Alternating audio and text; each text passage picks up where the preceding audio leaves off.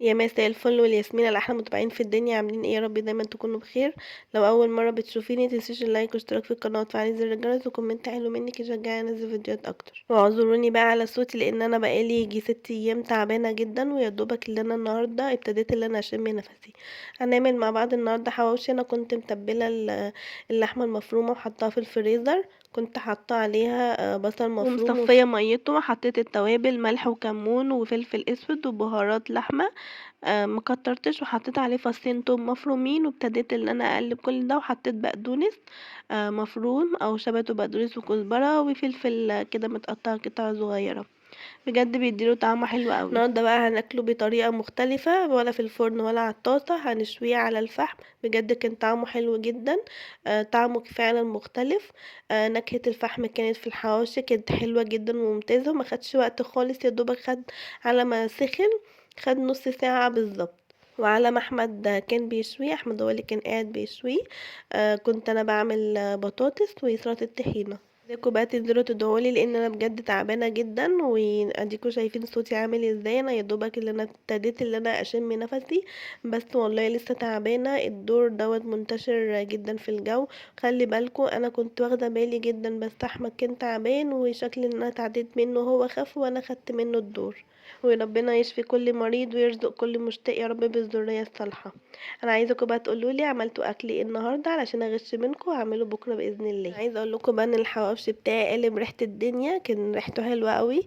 وكان طعمه احلى. ابتديت بقى ان انا اخش اعمل الطحينه. حطيت طحينه وملح وكمون وفلفل اسود وبهارات وبابريكا وتوم باودر وفصين توم مفرومين وخل وليمون.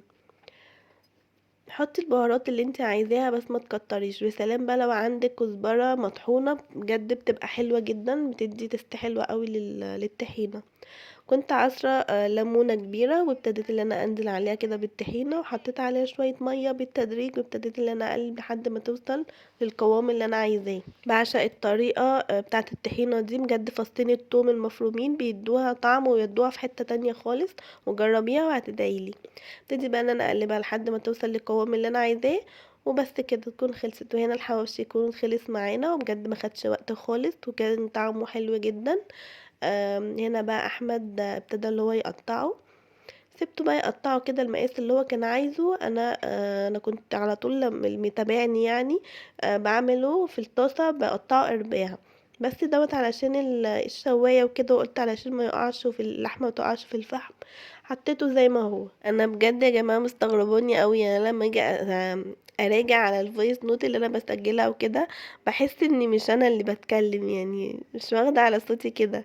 بس تقولي بقى صوتي كده افضل عيانة على طول، ولا ارجع زي الاول من تاني؟ ادعولي والنبي بقى اللي انا اخف احسن. انا بصوا خلاص بقيت على اخري. وهنا بقى اكون حمرت البطاطس. هبتدي احط عليها الصوصات. بحب احط كده عليها الصوصات عشوائي، مايونيز وكاتشب مستردة واي صوصات بقى عندك حطيها كده بطريقة عشوائي. وبكده تكون وصفتنا خلصت النهاردة. هي وصفة سهلة وبسيطة، لان انا عندي اللحمة كانت متبلة وحطها في الفريزر.